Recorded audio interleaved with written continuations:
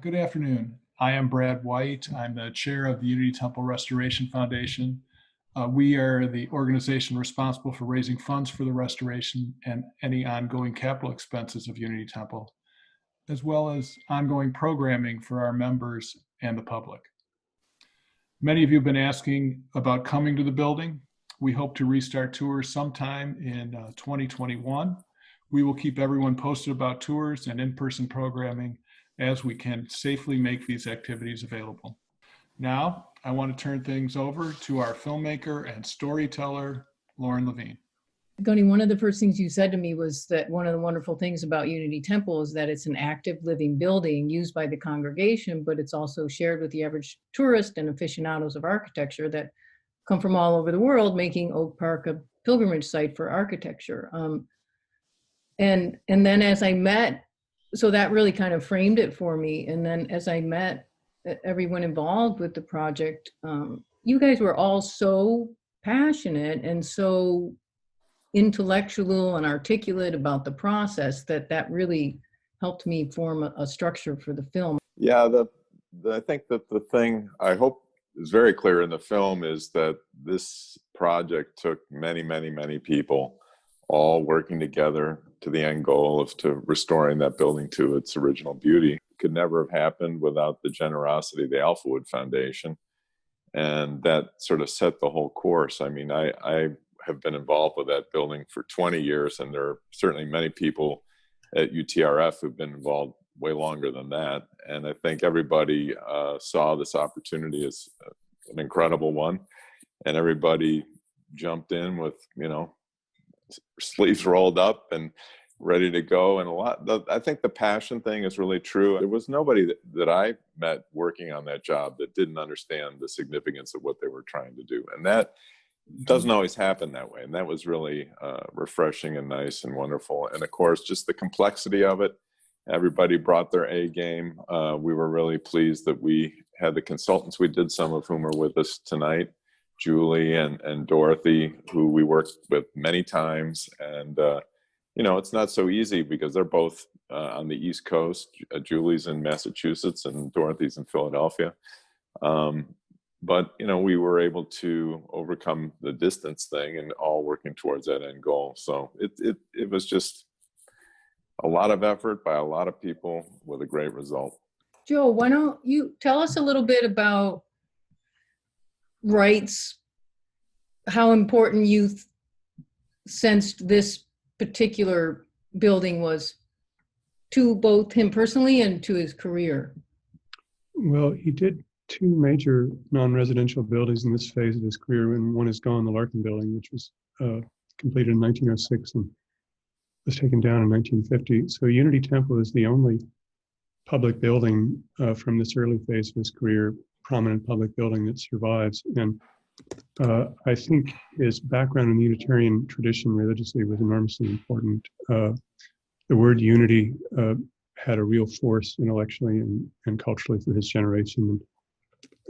Unity as a watchword he describes as a kind of theme in his family's theological life and religious life. And so for him to be able to embody unity in different ways in Unity Temple architecturally, through the monolithic concrete, through the square geometry, and through the very careful consideration of all relationships of interior elements, I think he saw a real opportunity to embody ideals that were important to him. Yeah, I mean, I think that this building, more than any other that he did, it was really, I mean, every building that Wright did was a personal statement. I think that much is true. Maybe not every Usonian house, but certainly in his early part of his career, he was imbuing them with parts of him. But this building was so personal for him. And that, I think that came out both, in your wonderful book where you explain in great detail how it all came to be. And when you read his autobiography, you get, those glimpses. Of course, it's embellished because he wrote it in, 32 or whenever he wrote the autobiography. But still, that this thing was just in his head, and then boom, it came out. And it's just phenomenal. I don't know, every time I go in there, I just love it. It's just so tranquil and evocative and enticing, and all those things. It's just so complicated and fabulous. But all the Blair Kamen and Paul Goldberger, and their descriptions of the thing are just marvelous in the film. They hit on it. They're much more eloquent than I am, but the feeling is powerful. It's just very powerful. Yeah, it was interesting, Joe, you said when we had our kind of brainstorming session that you always tell your students that the experience of the building in reality is so different than any cinematic or visual representation of it. And when it took me a while to realize that no, I brought in a really experienced director of photography from LA, and the beauty shots are beautiful, but you just don't experience it in the same way. I love the scene in the movie where Dorothy enters in there. I actually get a little choked up. She was so emotional, and it was just so powerful. And that's because she'd been working on it, thinking about it and everything else. And then she came in and, oh my God, it was better than she had imagined, which I think is true for many of us that worked on it. I think that was really powerful. That was a great shot. And Dorothy, if you weren't late, if your flight wasn't late, I might not have thought of that. To stay in the car, don't come in yet. And then we followed you in. Dorothy Krotzer with Building Conservation Associates. I was the architectural finishes paint conservator on the project. Johnny Harbaugh Architects. We were the architects for the project, and I was the principal in charge. I'm Julie Sloan. I'm the stained glass consultant for the project and author of several books on Frank Lloyd Wright's stained glass. Felt very fortunate to be able to develop a book on Unity Temple, Frank Lloyd Wright and Architecture for Liberal Religion. And it's a project of the 1990s, and done work on Wright since historically. But I spent about 8 years working on that book, and it was a very meaningful process in every way. Yeah, that was Joe Seary, everybody. And the book is great. It really is. It was invaluable to us. I mean, we used it a lot. But if you really want to understand how that building came to be, I highly recommend that book, because he describes it beautifully, and with a lot of good photographs and detail about the process and so on. It's really, really in depth and great. As are other books that he's done on other Wright buildings like Beth Shalom Synagogue, and he really captures the process very well in his writing.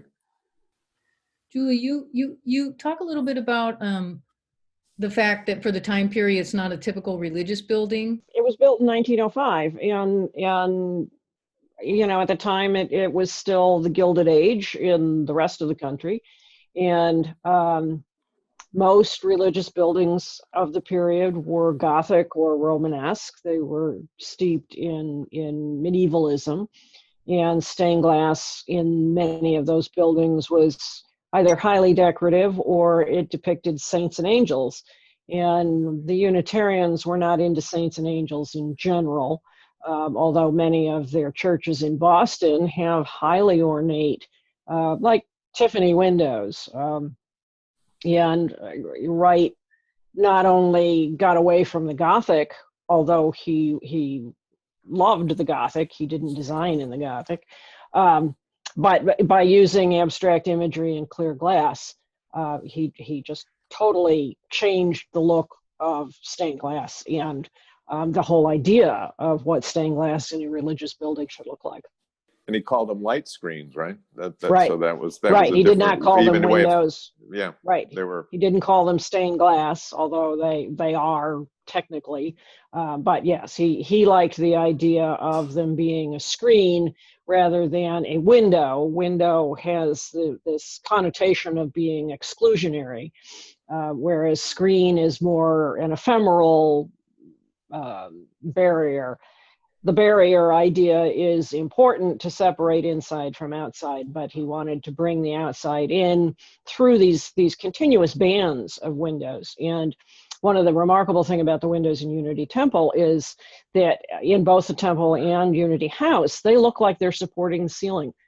The concrete columns are outside, and from the inside of the building, it's just a band of glass all the way around under that massive concrete roof. And that screen idea came from Japanese architecture, from shoji screens. And Unity Temple has a hint of Japanese architecture in it. And it's partly the windows. And the linear design quality is also from Japanese architecture.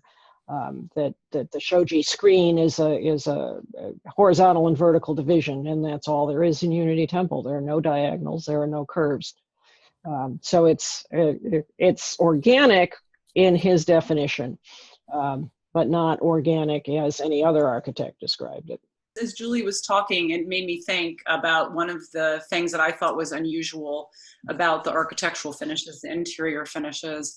And it sounds in a way like it's a similar approach that he took with the glass, the art glass. And that's this idea of taking very traditional materials and using them in a way that people had not used them before. So for the interior finishes, they were a combination of plaster, plaster like we think of, in any historic building. But he created a textured plaster with exposed aggregate, and then added on top of that oil-based washes, paint washes. So these are materials that have been around for a long time, but the combination of them and the way that they were applied was innovative and unique. So, and as Julie was speaking, I was thinking, he did a similar thing with the finishes as he did with the glass, and that is to use it in a way that hadn't really been done before. And to create, in terms of, for the finishes, to create a very sort of modeled and warm and textural feeling of the interior that you get from these colored washes, vibrant colored washes applied over this textured plaster. So again, traditional materials, but applied in a way that was innovative, which I think is, very Frank Lloyd Wright. Joe, it really intrigued me, again, the way you dug so deep into the liberal religion of the time. Yes, he identified very closely with it. He described himself as a Unitarian, descended from Unitarian ministers on both sides of his family. And I think the term unity is significant historically because it stands against the idea of the Trinity, which is the more traditional Christian doctrine. So for his generation and for that liberal religious tradition, the word unity was a kind of radical position. And for that reason, I think this congregation, particularly its minister, Reverend Rodney Ohana, they were open to the concept of a religious building which was not traditionally styled, like all the other religious buildings in Oak Park were. So I think from the perspective of our time, Unity Temple fits very well within the overall history of 20th century and modern architecture. But in 1906, this was usual statement for a religious building, particularly in the context of the other local churches, which were neo-Gothic or neo-Romanesque. And it was also a building that nevertheless linked to tradition. He described it as a modern meeting house. So that connects right back to 17th century traditions and to ideas of Protestant temples that go back to the 16th century. So there is an element of historical awareness and at the same time a kind of intentional modern character, which was not historically derivative. I wonder if maybe each of you, Goni and Dorothy and Julie, and then maybe you come back around to you, Joe, maybe each of you could talk a little bit about what was the most significantly challenging aspect for you in your work. I'm sure there was many, but Julie, go ahead. I think you had said something about there wasn't a lot of original glass. There wasn't much original glass left, but there was no question what the windows had looked like. Our most significant challenge was sort of a 1-2 punch of we all of a sudden didn't have access to the materials we needed to restore the windows. The company that made the zinc cane that the glass is held together with stopped making it. And the company, one of the glass companies that makes the white glass that we needed, was shut down by the EPA. And so this kind of threw a monkey wrench in the works, and we had to sort of scour the country to find the cane, and we did find it, and we were able to cajole the other glass factories into producing the glass that we needed. The windows and the skylights have 6 or 8 different colors of white glass, and it all has to match the original or it'll stand out. And this was a bit of a head scratcher for a while. The hiccup on the cane, it sounds as mundane as that is, that was a big deal. And we only got to solve it because they actually got, the company went out of business. They sold the machine to someone else. They weren't interested in starting it up, so we had to pay them a premium to actually get it back online, blah, blah, blah. But finally we got it to happen. I think the other thing that was really challenging was to get the surfaces right that Dorothy was talking about. I mean, they did an incredible, super detailed analysis of the original finishes, both where we had some in situ or with very little overpaint, and then where we could sample it, and get the full stratigraphies and all that we knew what it was. But it's different to see it on the thing. And that was where we worked with Brian Fick of Evergreen. He was just phenomenal. He was just, we couldn't have done it without him, I don't think. I mean, he was the guy who understood the materials, understood how the paint goes on, how to wipe it off, how to get it. And the day that we were all like, oh my God, this is it. And you could see it the way it looked on the panel, on the mock-up panel, and then with the microscope, then we sent a sample off to Dorothy to look at it in the laboratory, and yes, it's the same, and that was very exciting. And the plaster guy was, but he was a master. I mean, he was the only guy on the crew who could do all the different finishes. Just to build on that, I think just to make sure everyone understands how complicated what Gunny is talking about is that Wright intentionally chose, it's not just plaster that was textured, but he chose the color of the sand because the sands were actually partially exposed. So he intentionally picked sand that had different colors in it with the idea of it being exposed. So there's that piece of the finish. And then there are these washes, very thin washes based on oil that were applied and then wiped off so that the washes just sat in the nooks and crannies of the textured plaster. So keep in mind, we had no idea what that actually looked like because everything had been overpainted with 20 or 30 layers of paint. So it was this very complicated process of trying to understand. I could see those finishes in cross-section under the microscope, but really understanding what they looked like applied to the wall, it took a lot of effort between the decorative painting company, Evergreen. We had one historic photo in black and white that gave us some sense of the very modeled appearance, which if you go to the building now, you will see on the plaster surfaces. But it took a long time to really apply what I was seeing under the microscope with the much bigger, canvas of the walls. And I think I wouldn't have been able to do that as effectively if we hadn't had a great decorative painting company like Evergreen. It's a lot of back and forth between conservator and decorative painter. Yeah, and that's the point we hoped to make in the panel today for all of you, is that key was the collaboration and the choice of the collaborators. We are going to answer some questions, and I think I'll just go to a question or two now, everybody. What do you think? Sure. That's good. From Mark is, we've seen many post-restoration photos of the building lit at dusk and at night. Did Wright make any provision for illuminating the exterior of the building other than the small light fixtures on the structure? The quick answer is no. That's we took, that's a non-historic treatment, but you can turn the lights off if you want to have the historic effect. Of course, the street lighting isn't the same. It is,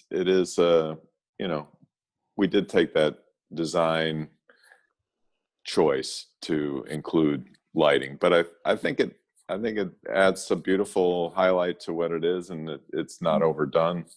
And you can, as I said, you can turn it off. The same thing on the inside. We have an incredibly elaborate lighting scheme for the inside of the building, primarily generated by the fact that the congregation complained that when you were in the upper levels of the sanctuary, you can't read the hymnal and so on. So we had to find a way to get more light projection down through the lay lights into that area. And the only thing I'd say about that is I'm always irritated when I go in there and those lights are on, because they're only supposed to be on when they need to be on.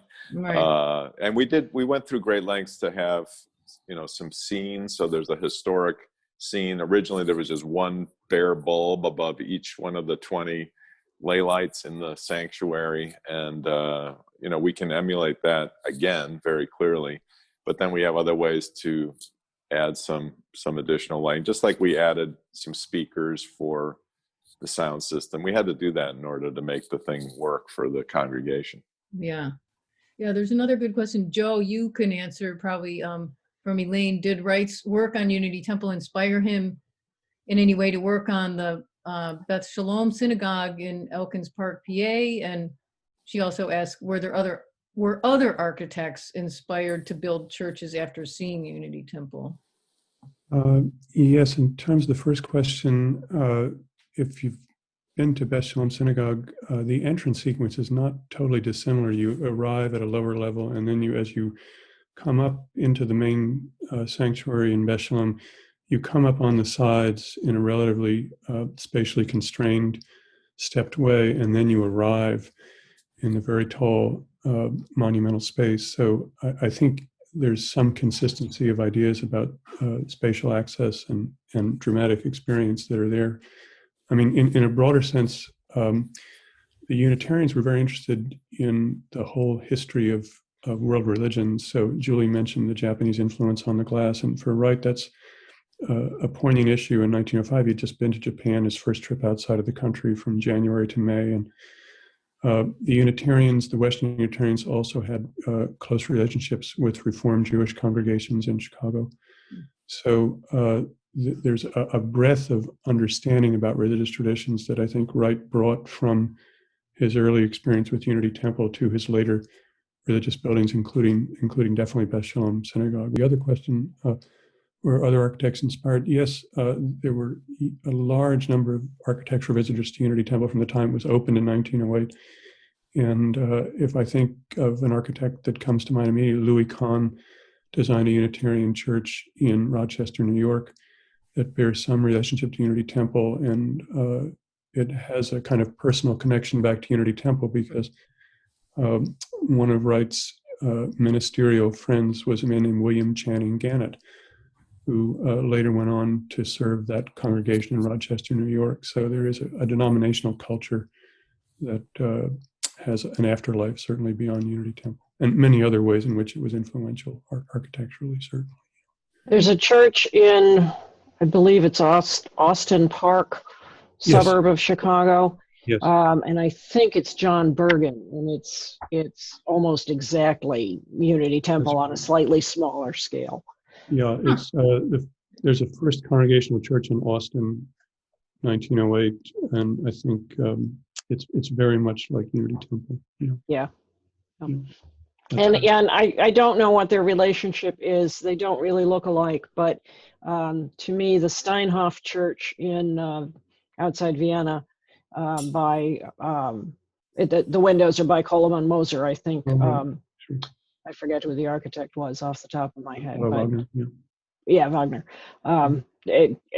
It's contemporary with Unity Temple, so I don't know whether Wright was seeing pictures of it or Wagner was seeing pictures of Unity Temple, but certainly in the decoration, they are of a period and the zeitgeist that was informing all of these radical new architects. Yeah. Julie, there's a question about the stained glass. One person is confused about the definition of stained glass. Is glass clear and the exterior surfaces covered with a coloring agent, or do glass pieces have color throughout the entire piece of the material? In Unity Temple, there is clear glass. The majority of it is clear glass, and the colored glass is technically opalescent glass. It is colored throughout the body, but you cannot see through it. And the colors, as I said, there are the 6 or 8 colors of white, and then there's sort of a chartreuse green. There's a paper bag brown that's used in the temple skylight, and there are a couple of shades of yellow, but they are all colored through the body of the glass. And Heidi was asking, how were you able to determine which pieces of the glass were original? In the clear glass, today clear glass is made in a different way than it was made in Wright's day, and clear glass is no longer made the way it was made then. And I can tell the difference. Yeah, they have a different quality of surface reflection and a different amount of distortion. And even when Wright selected the best, least distorted glass available, it still had more distortion than we have today. And so that was the primary way to determine what clear glass was original. The colored glass, I've been in and out of the building since about 1990, and the skylight in particular had been a real patchwork of colors, and it was restored in the 80s or 90s back to its correct paper bag brown color. And through research, we had come across references to other different windows being restored, and breakage. That different panels broke and were repaired over time. Gunny, could you compare the plaster treatment on Unity and Roby with comments by Dorothy, of course, too? Yeah, because Dorothy worked with us at Roby House as well, as did Evergreen, actually. I would say there's a strong similarity in the sense that he used the plaster as the basis, with the aggregates, the sand aggregates were an intentional part of the visual texture of the surface of the plaster, and of course the color as well. And in the case of Roby House, it's very different, much coarser. The aggregates are larger. At Unity Temple, it was much finer sand. But it's the same idea, and the washes were different colors. At Unity, there's green and yellow, a lot of yellow, gray, white. I think those are just 4 colors. And then at Roby, it's mostly sort of a pink and a yellow, very light, very soft. Same technique, same idea. And the difference in the projects, how we restored them, though, is at Roby House, at Unity Temple, we had to unfortunately cover over all the existing stuff because of the condition of it, and that's a whole long story of its own. But anyway, what you see there is new surface, it's new materials. At Roby House, it's almost all original, except for some of the ceiling panels on the sides, on the lower drop ceilings of the lower level. But a lot of the plaster in Roby House is original.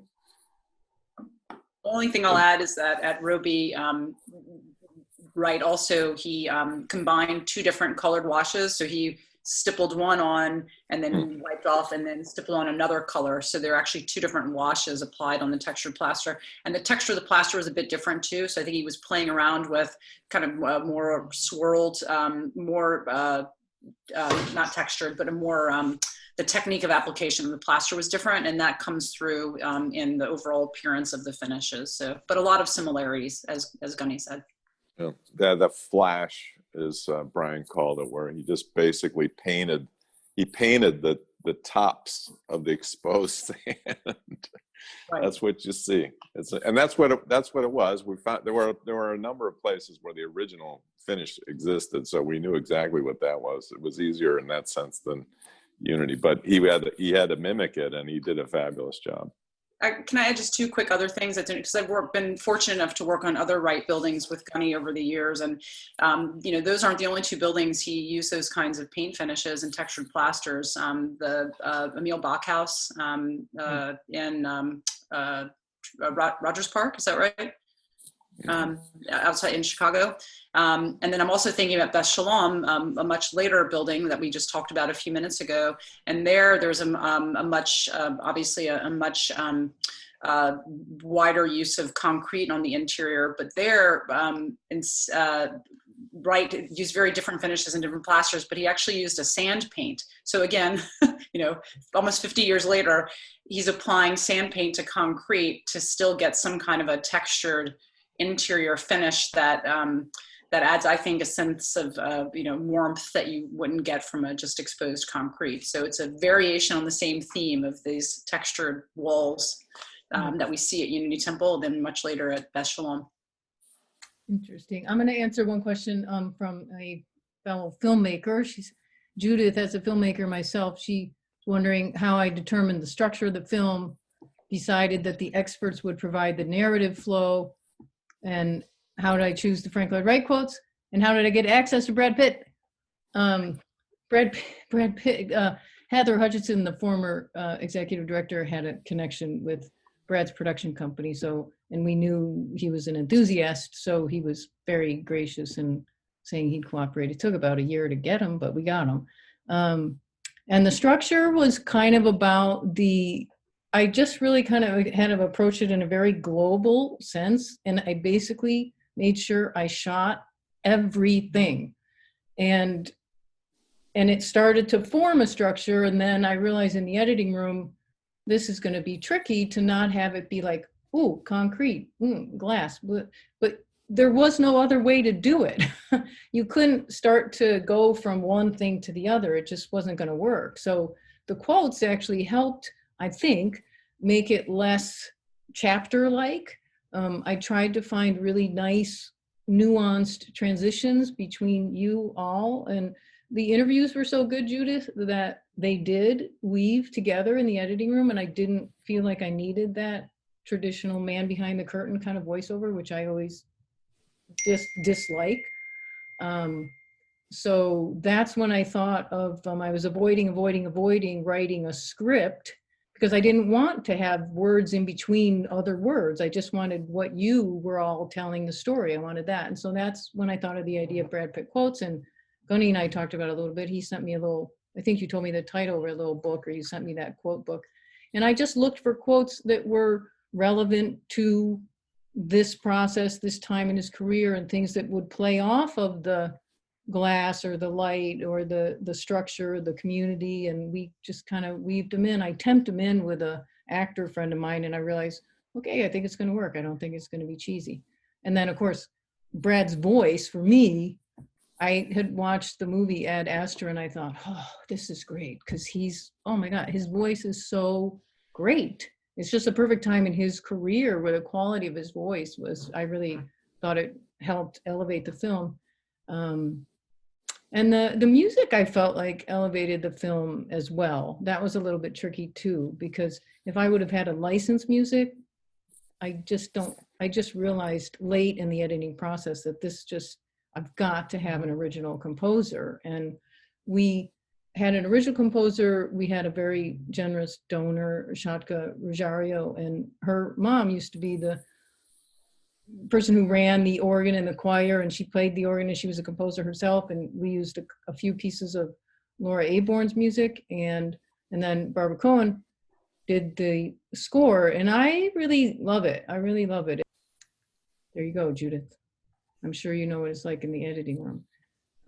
What else? Eric Rogers asked, how many geothermal wells, wait a minute, it went away for a second. How many geothermal wells were required, and where are they, Gunny? There are 9, and they're all in the front yard. Okay. And they go right into the building. There's a closet in the basement where they go in, and then they go back down under the building all the way to the back of the building where all the equipment is shoehorned into the into the mechanical room. Mark Nussbaum, who works with us, also was a key member of the team, and we work with him almost exclusively on all of our projects. And he was a master as well in helping to figure out with the contractor how they're going to get. It's like going into a ship or a submarine. When you go down in there, there's almost no room to move around, and yeah, they did a fabulous job. Berglund Construction was really, they got everybody to do what they had to do, and that's not very sexy, but it's really interesting. I like to take people down there and show Yeah, them. the bowels of the building was so cool. Being able to be in there and the camera and look way down, that was cool. Yeah.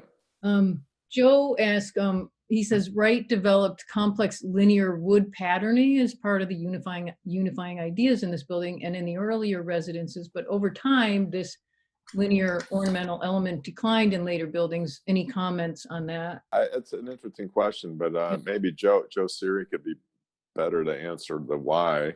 Yeah. I mean, it was such a powerful part of his vocabulary in the prairie period, both in the houses. It's certainly at Roby, and all of his houses have that.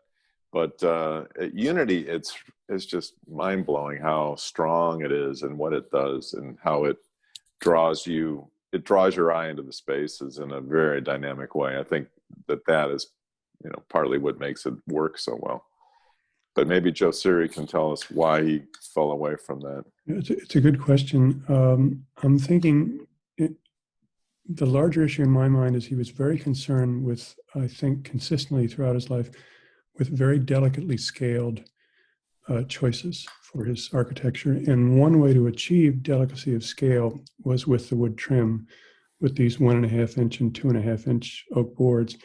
But later in his career, if I'm thinking over the 60 years of that span, he's still working with elements that yield delicacy of scale, but they're not necessarily wood trim. So I'm thinking in Beth Shalom Synagogue, there's stamped aluminum, which has a very intricate ornamental pattern. And if I'm thinking of the Johnson Wax buildings, there are linear elements there that aren't necessarily wood elements. And the geometry of the buildings changes over his career. So the rectilinear vocabulary of the Prairie period does recur, but it isn't consistently pursued as it was so uninterruptedly up to about 1910, 1915. So I think, to me, the controlling issue is how can one achieve very carefully scaled interiors? And there are different ways to do that, and wood trim is one of the ways to do that. Devin was commenting how we note in the film all the different levels, and he's wondering, how is ADA access accommodated, and was this also part of the restoration? Yeah, it was a big deal. There was a ramp before. It was sort of made out of 2x4s and plywood, and we knew we had to improve on that. And basically, what we did is we think we made a more elegant version of that. It's in more or less the same location. It does allow access up the ramp into the east side, into the east terrace, and into the building through the doors there. We did not put automatic door openers on those doors because they're always, when people need to come in, there's always somebody there manning the door, so to speak. And then we looked very hard at how can we get access to the main level of the sanctuary. And we even explored ideas of, a lift of some kind of an elevator. And what we ended up doing, it has a name, but it's basically a little chair, and it's a little awkward. It's not a perfect solution, but it is a solution. So if you're in a wheelchair and you want to get up to the sanctuary level, you do have to get out of the wheelchair and into this that has a name, but I'm just drawing a blank on it. It has a rail. There's a chair. It's on a rail, and it goes up and around to the sanctuary level, and someone has to carry the wheelchair up to allow you to then get back in and roll to a location on the floor. But it is possible to do it, and if you're just with a walker or a cane, then it's obviously a lot less burdensome. So we wrestled with it a lot, and there was even some thought about trying to insert an actual lift in there. It just wasn't possible.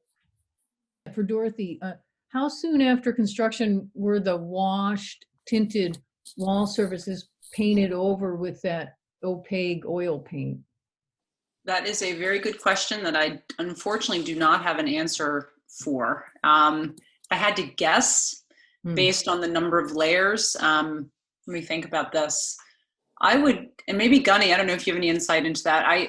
Based on the number of layers, I'm thinking maybe the 1950s or 60s. We know for sure that they did, the Habs photographs from the 60s have the Oglavana color scheme, where they painted all the floors red and they painted the walls. They kept some of the same flavor, I guess I would say. There's green used some, and there's some yellow, but they're a lot more white. And we do have a color slide, a couple of color slides from that period. But what happened before that, it's very hard to tell. I mean, there was a campaign of overpainting with the similar wash paints, right? And before they sort of obliterated it, there was at least, I don't know, 7, 8, 9 coats of paint, weren't there? Some places anyway. No, yeah, it depends on the location, but anywhere between 10 and 20, yeah. 10 and 20, okay. But so it sounds like it was done by the 1960s. So painted if the Habs photos are from the 60s, or they were painted with opaque paint by the 1960s. We never found documents, writing documentation about it. Do you know how often Wright would have used encaustic? I don't know if I'm saying that right. Painting technique using hot wax during the early Prairie period, and why it was not used at Unity Temple when Wright was using it at private residences? Well, it's very interesting because the original specifications for Unity Temple called for beeswax, and I think a combination of beeswax and turpentine and linseed oil to be used to seal the plaster. And we looked for that and looked for that. We did a lot of instrumental analysis and we didn't find it. But he also for the washes, wanted those to be glue size based and not oil based. His spec called for glue size, but they were actually oil. So that what I found, we often have Wright's original specifications, is that there is often a deviation in terms of the materials, which he's very specific about in the specs. But what was actually done, was not always consistent with what was in the spec. But what's interesting is that the vision that Wright created in his spec for what he wanted the finishes to look like, that was achieved. It just, you almost imagine a conversation that he was having with a contractor or the painter saying, well, I understand what you want, but it's better if you do it this way. So the specs did call for wax to be used on the plaster at Unity Temple, but we did not find evidence of it. And so the question is, why, or was he using wax? Is that what the question was? Why he was using in those Prairie residentials, but why did he stray from it? I don't really know the answer, but I wonder if it had to do with the person that was executing the work, the painter, if there was a conversation. It could also be maybe he liked the look better of having these washes applied directly to the plaster, where you get some penetration of the wash into the plaster. If you have a wax sealing it, you are not getting that same effect. So it's a really interesting question, one that I haven't really given enough thought to, probably to be able to answer the question sufficiently, but I will be thinking about that now that it's been asked of me. Put it in your head. Dan asked, when originally constructed, maybe Joe or Dorothy would know, was the decorative wood trim installed before or after the plaster was applied? It's always after. There are wood grounds. There are wood grounds applied, and the plaster's plastered to the wood grounds, and then the trim covers the wood. The wood, the wood that's actually applied to the concrete is where the trim is nailed to. That's a common technique. Okay. There's another question, and it might be a good place for us to stop because we're about 4 minutes from 6. And for Brad, how does the congregation balance the use of their house of worship for religious purposes with the demands of having it open to the public? The Unity Temple Restoration Foundation and the congregation are partners in the ownership of the building, but we do defer largely to the congregation. One of the best things about doing this building, I mean, we and Gunny knows, a lot of organizations redo buildings, and a historic office building becomes a hotel, or a warehouse becomes lofts. This is one of those cases where we have the historic user of the building, and the building was restored for its historic use and historic user. And I just, it does bring kind of chills to my spine when I think about that, and the thread that comes from the early 1900s all the way through to today. So it's worth that balancing act. It really is. One last question. I don't know exactly what point you would pick up this answer, Gunny, but what was the timeline of the restoration start to finish? I think, well, let's see, we finished in 2017 of Right. June, I guess. June, And yeah. so I think it was more like 3 years from when we seriously started doing, we spent about a year doing not only Dorothy's work of all the investigation and stuff, in situ explorations and whatever to figure out where we were going to get. And then the actual construction was about 18 months or, you know, I can't remember. I think the actual construction ended up being about 2 years. So 3 years? And it was soon after, you know, I arrived at Alpha Wood that we started talking about Unity Temple from the Alpha Wood standpoint, who was the major funder of the organization, of the restoration. And, you know, we also had the benefit when we started of years of work that had been studied, years of studies that had been done by Gunny and others. So it was a long process. I do like to say that it was delivered on time based on the schedule that was developed at the end of the project. Same, Brad. Same for me. Well, thank you, everybody. This is great. Gunny Harbo, Dorothy Kreutzer, Julie Sloan, Joe Siri, and Brad White. Thanks a lot. And thank you, everyone, for joining us and for watching the film. Hope you enjoyed the panel. All right, you are all released. Good work. Thank you. Okay. Thank you. Take care. Bye-bye.